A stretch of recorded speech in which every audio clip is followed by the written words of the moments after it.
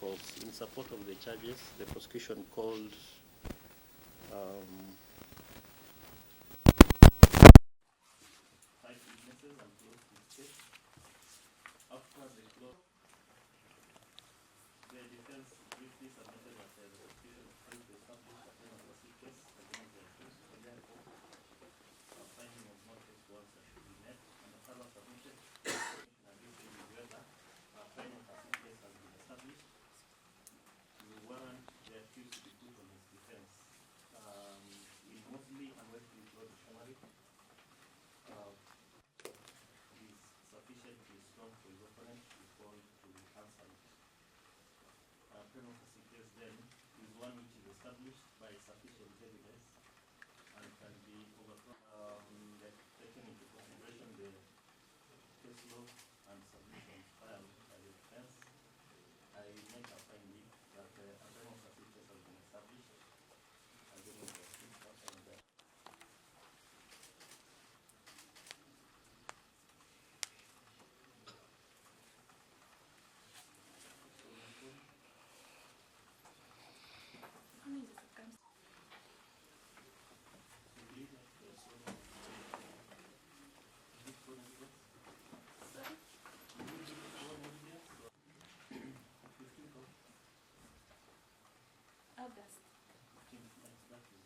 August.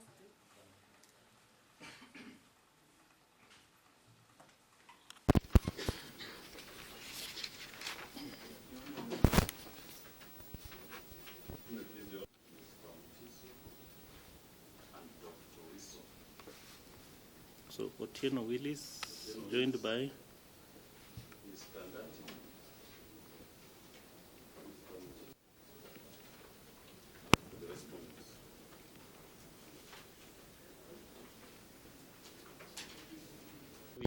dated 9th of August 2024, sworn by PC Andrew Wanjigis, the investigating officer in this matter.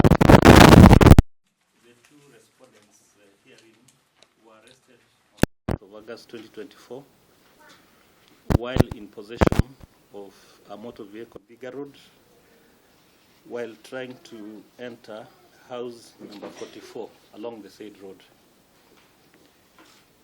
He deponed that the driver of the vehicle escaped, but the two respondents were arrested, and upon a thorough search of the vehicle, several items were recovered, which included suspected 4 explosives, hand grenades, 2 pocket phones, and 7 pocket phone chargers, 3 mobile phones, and an ID card number 2198200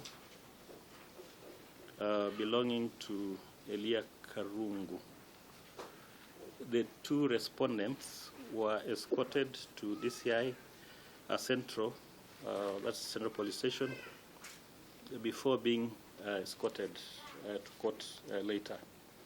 According to the investigating officer, the two were arrested late in the evening, and there was inadequate time to conclude investigations, which investigations indicated to include the following: 1, subjecting the suspected hand grenades to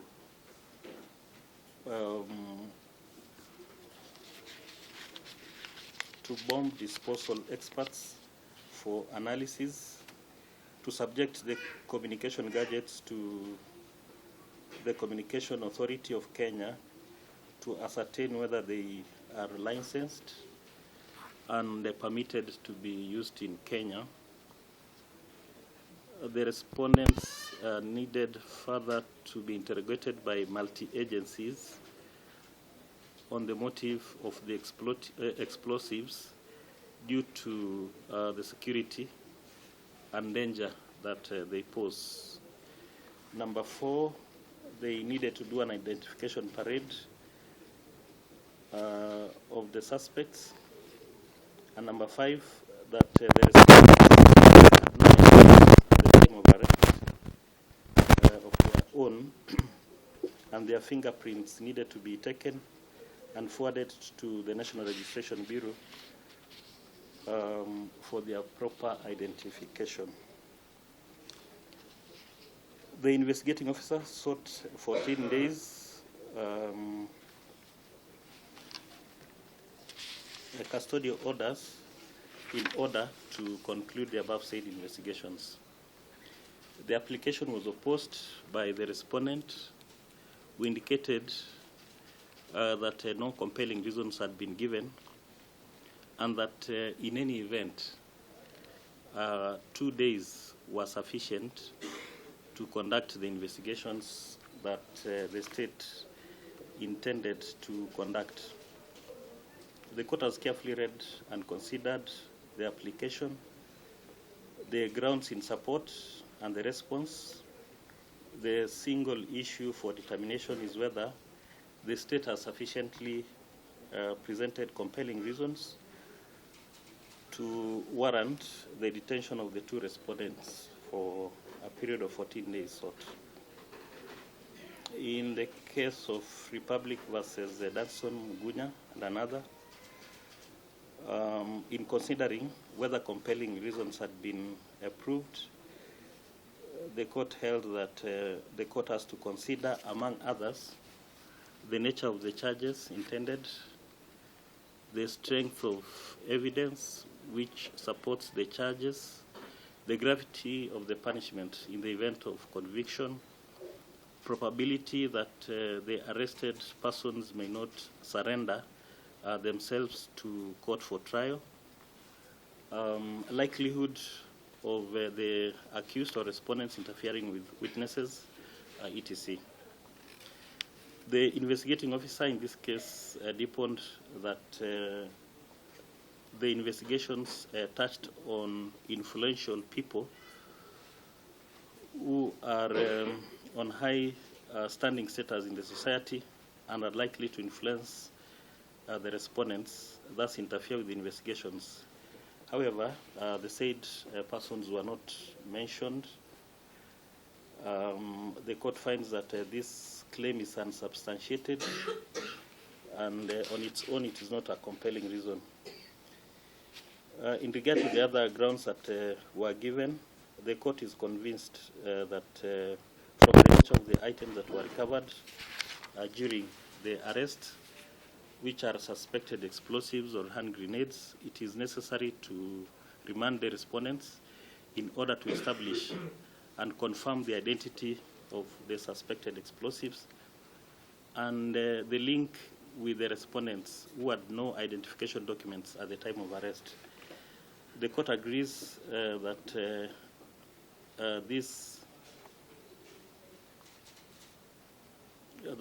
identities have to be confirmed before the respondents can be released, and perhaps also establish the mystery as to the reasons for possession of the items. The court therefore finds that these are compelling reasons given by the investigating officer. I, however, find that the period which was requested, which was 14 days, to be excessive for verification of the identity of the respondents and for the forensic examination of the relevant items which are already in possession of the investigators. The court will therefore allow the application for remand of the respondents for a period of 7 working days from today. So the respondents will be remanded in the meantime at Central Police Station, I believe. Is Central Police Station.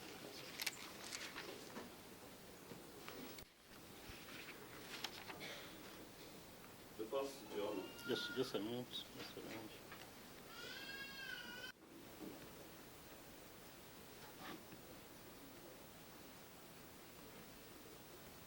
That when the state came before you, house number 44, did I get it? That house belongs to not the respondents.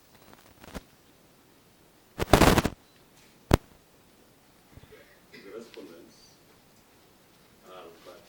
The owner of house number? House number.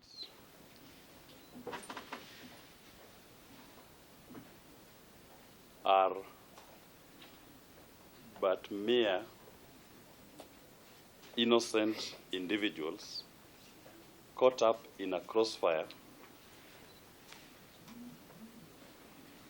between the state and Mr. Jimmy Wanjigi.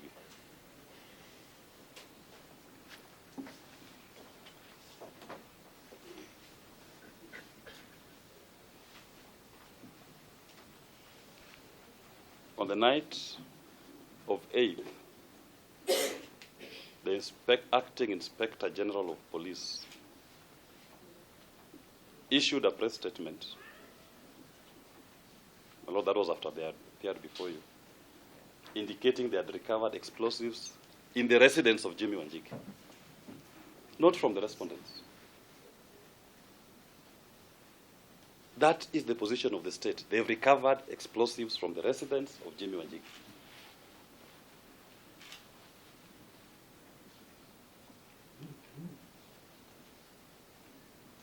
So the state, having taken that position, the highest police officer in the country, the IG, has publicly communicated and recovered this from Jimmy Wanjigi's residence.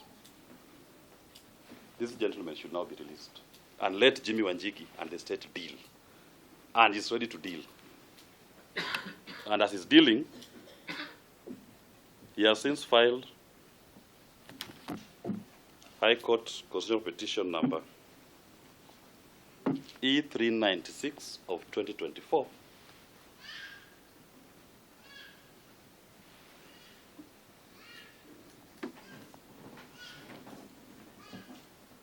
in which case is going to lay bare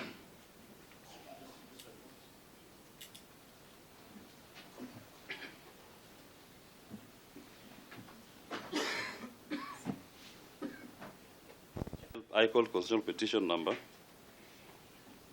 E396 of 2024.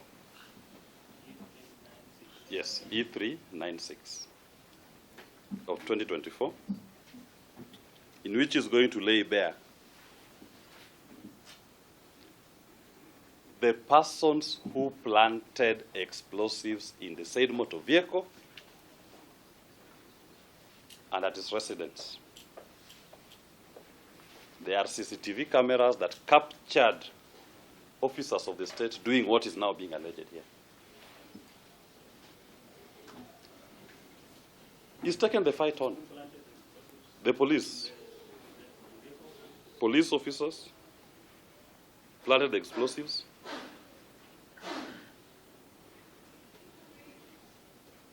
on that motor vehicle and at his residence.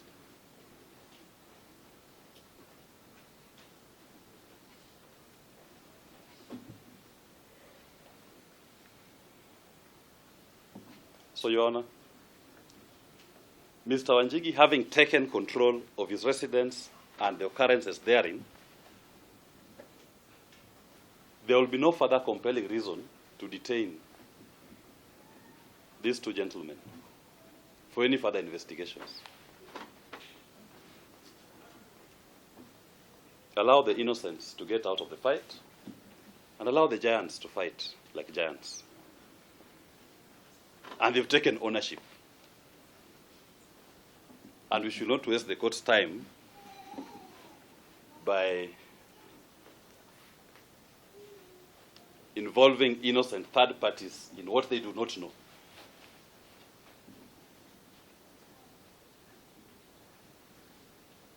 I do believe, Your Honor,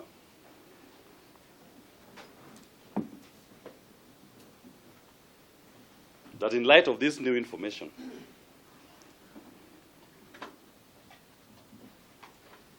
that is publicly available, and the court should take judicial notice of the IG's statement and Mr. Wanjigi's own public statement on this matter, there will be no further compelling reason to detain these two gentlemen.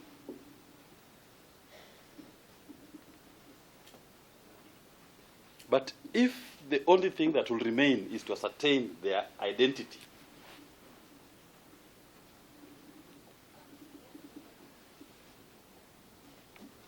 the court can direct that they appear before the investigating officer for their fingerprints to be taken and to report on a day so directed, which they will do.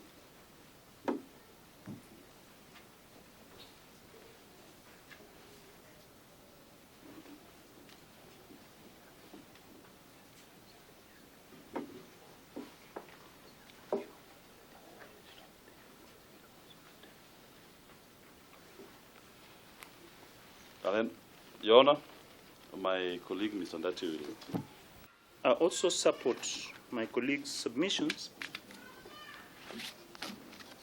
of the application made. I also urge the court to consider that the respondents have been in custody for the last 3 days. I believe the security apparatus were doing their work, and by now they've already established the identifications of the two. So there will be no need of still holding them for a further period beyond today.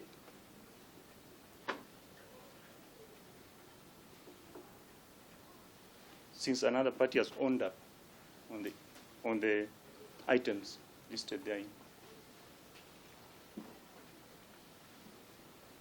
I urge this court to proceed and release them forthwith with conditions that wherever is remaining for investigation be done, or they appear for any further clarification or information they need to supply.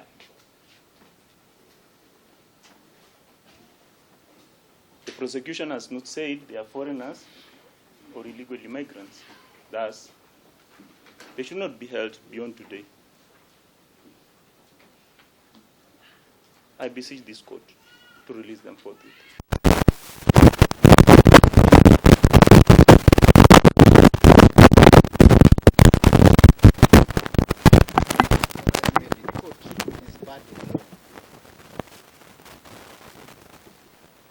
It is titled an application as of facts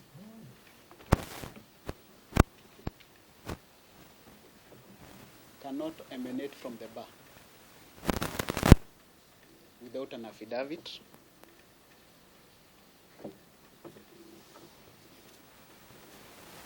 confirmed as to the correctness of those facts.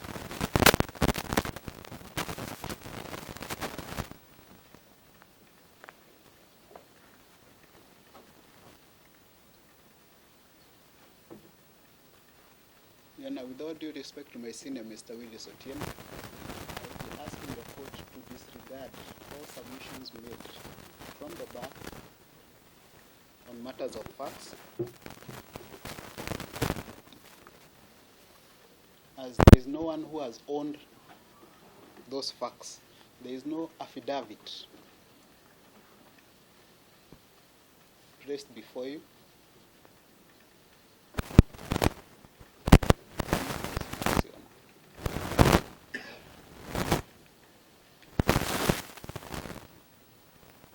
If Mr. Jimmy Wanjigis has owned up to the ownership of the items which were recovered from the said motor vehicle,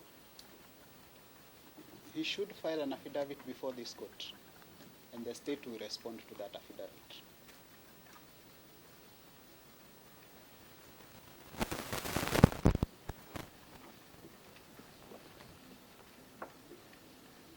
Your Honor, as we are before you this morning, there is no new material which has been placed before you, apart from the submissions from the bar to warrant the court to review the orders it has given.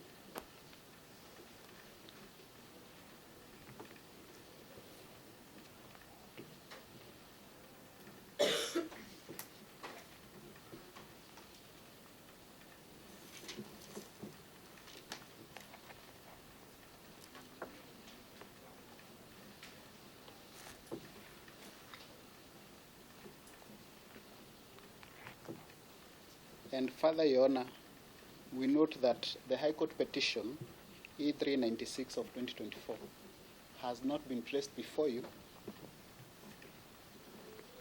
either the orders or the pleadings of the said petition E396 of 2024.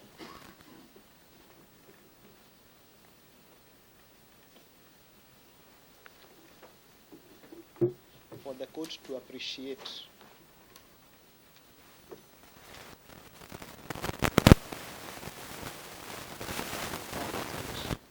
are attached to those pleadings, Your Honor.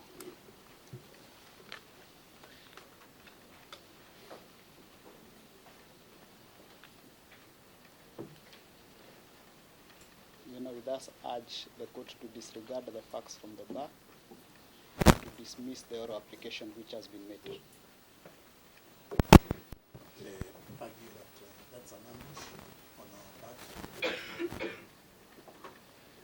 would have been good for us to move the court through a motion if they were seeking review of the orders before you. And this court should also note that it's a court of evidence, it's a court of law that acts on evidence and the sensitive argument that the responsibles have made raising the issue of a press statement by the IG has not been placed before this honorable court. We are unable to articulate the issues that have been mentioned one by one and verify. I've also sought to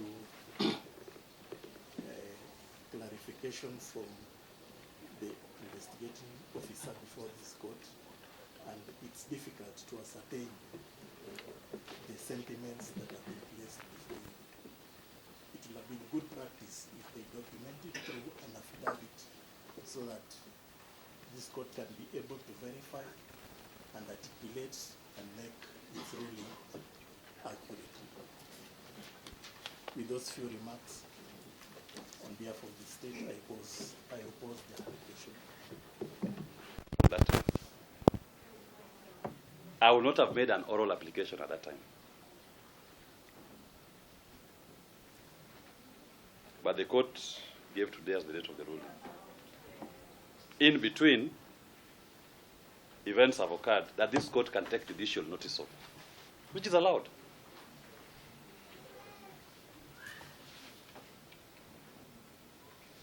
The Evidence Act allows the court to take judicial notice of judicial proceedings. It is a fact there are proceedings before the High Court Constitutional Petition Division between Jimmy Wanjigi and the state. They've been served. They are aware. So I'm not ambushing anybody. The DPP, the IG, the DCI are parties in petition E396 of 2024, and they have all been served.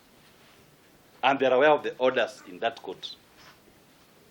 So there's no ambush to anybody, maybe to the court itself. But this court can take judicial notice of those proceedings. The most it can do is to call for the file, which you can supply it with.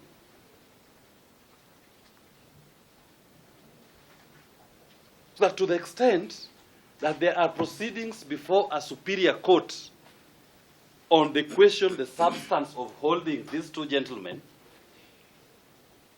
I don't think only a formal application should move this court. Because all that I've said are housed in a judicial proceeding. They are not from the bar. Even what the IG said is housed. It is captured in the affidavits in petition E396.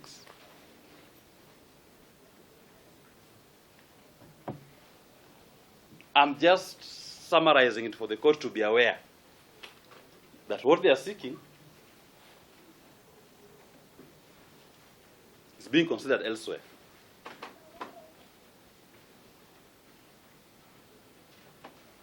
Then secondly, Your Honor, I don't think anybody in court is disputing that these two gentlemen have now been held from Thursday. Thursday, Friday, Saturday, Sunday. Today is Monday. Already they've been held for 5 days. They've been held for 5 days without a holding order. And the court has now directed them to be held for 7 days. We are simply saying regularize it. They've eaten their 5 days already. So we should only be talking of 2 days, if at all, which we are still challenging. That whatever is remaining can be done by an order directing them to attend. The court can give strict terms. They can be accompanied by a surety or a next of kin. This is an application. This ground could not have been raised before you on Friday, on Thursdays. It could have been raised before you on that day. Why? Because at that time they had not been held for 5 days. But today they've been held for 5 days without a holding order. So it's well within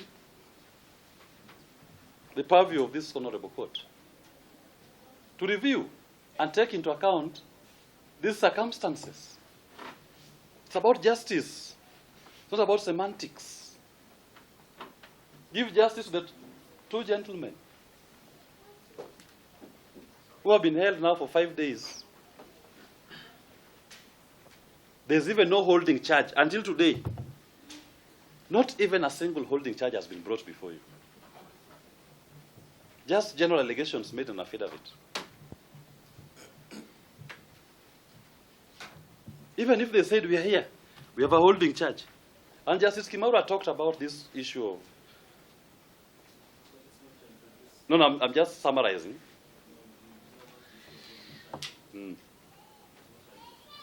It was? But this, in the review, I'm at liberty to guide, because they said I'm raising new facts, but I'm telling the court all of these are in the law. So even the question of a holding charge is in the law. None has been brought.